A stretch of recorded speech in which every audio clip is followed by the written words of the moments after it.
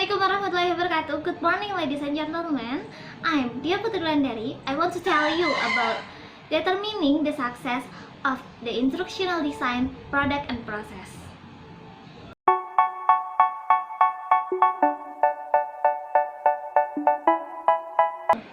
The first, evaluation. Evaluation is a crucial part of instructional design. Evaluation is a process that allows for data to be gathered that help determine the level of success of someone or the worth of something. The main purpose of evaluation is to help determine how successful a learner has been as a result of participating in instruction. This type of evaluation is called learner evaluation. Although learner evaluation is very important, but there are two other important evaluation types, formative and summative. These two types concentrate on the instruction design process and the instruction developed as a result of the process.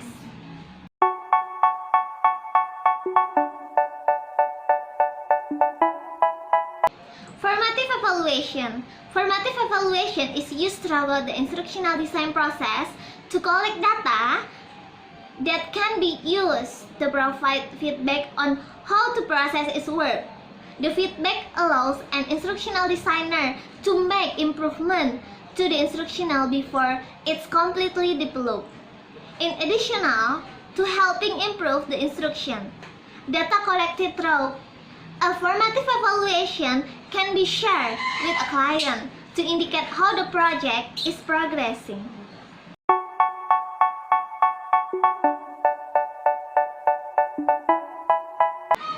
Summative evaluation. Summative evaluation takes place after an instructional intervention has been implemented. The main purpose of summative evaluation is to collect data that allow for its effectiveness to be determined. The results of our summative evaluation are described in a formal report outlining the impact of the instructional intervention.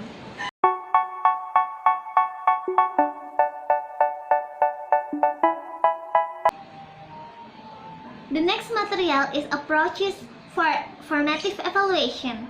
There are three different approaches to formative evaluation. The first approach is Smith and Ragan. There are four phases in this approach, namely design review, expert review, student validation, and ongoing evaluation.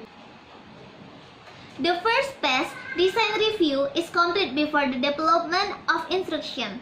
Phase 2, expert review, is done after the instruction is finished, but before it's used by student.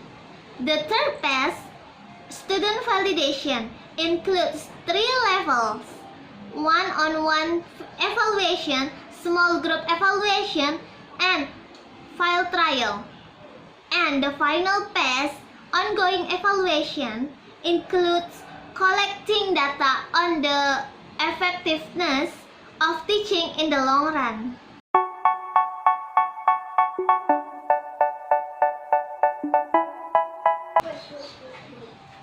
The second approach, Morrison, and Kemp, advocate a basic model for formative evaluation based on the work of Gooler. The Gooler approach follows this 8-step: purpose,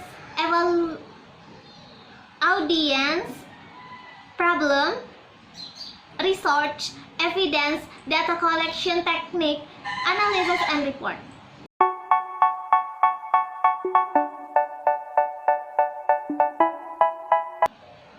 The third approach, etal, writes there are three basic phases in this formative evaluation approach: one-on-one or clinical, small group, and test drive file. In phase 1, instructional designer work with individual learner to collect data used to revise instruction. Phase 2 has two main objectives: to determine how effective the change mode as a result of phase 1, and to determine whether student can go through instruction without the help of instructor. And the final phase, evaluation of file trial. The result of file trial evaluation are to determine student attitude toward instruction as well as student achievement.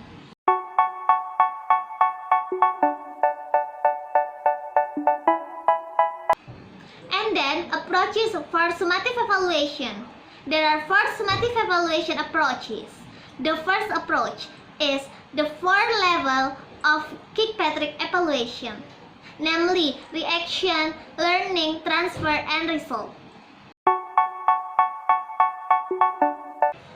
Level 1, reaction, attempt to provide data on how participants react to the training. Level 2, learning, is done to determine whether the skill, knowledge, or attitude of participants change as a result of training.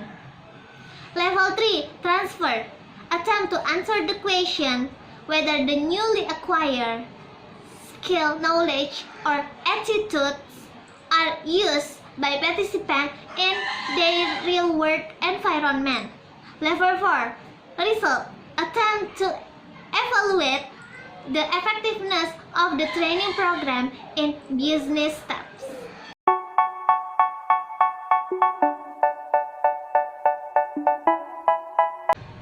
The second approach is Smith and Ragan. Right, the purpose of summative evaluation is to collect, analyze, and summarize data to present the decision makers in client organization so that they can make judgment.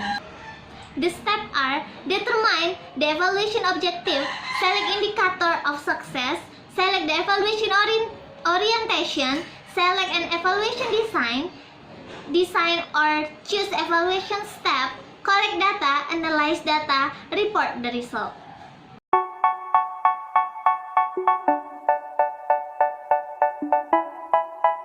The third approach is Morrison etal. Right, summative evaluation can help examine issues of learning effectiveness, learning efficiency, the cost of program development, attitude and reaction to program, and the long-term benefit of teaching programs.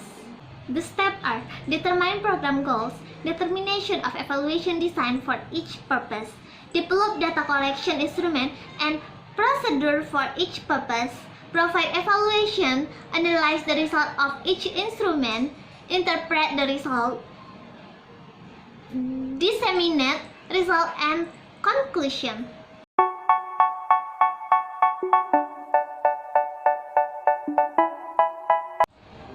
The fourth approach is Dyah et al. Defines summative evaluation as evaluation study design and data collection to verify the effectiveness of teaching material with target student. The main purpose is to decide whether teaching material currently used should continue to be used or whether new teaching material need to be adopted that potentially meet to need instruction.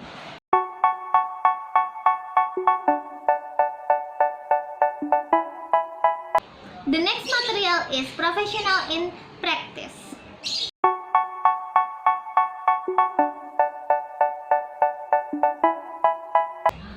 Professional in practice of formative evaluation. All courseware is implemented in a beta environment, so the course flow can be observed, and new laboratories can be tested on the system directly. Secret beta classes are conducted where students are aware that what they are experiencing is new, and student feedback is collected through a questionnaire and postmortem.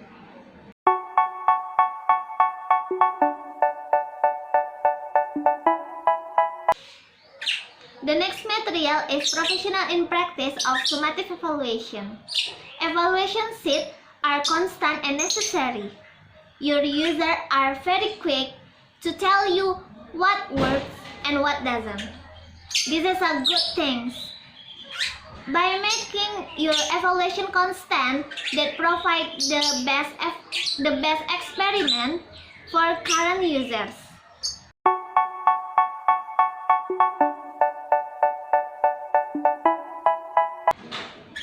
Determining the success of the instructional product and process is an important task that can help lead to a better instruction, product, and design process.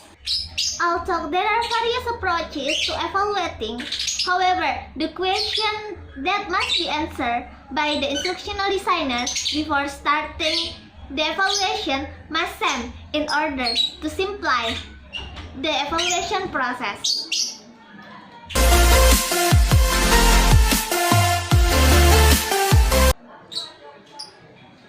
This is the end of my presentation. If you still don't understand and have question, please attach a question in the comment column. The process that we do well, so it will produce something good too. Thank you for your attention. Assalamualaikum warahmatullahi wabarakatuh.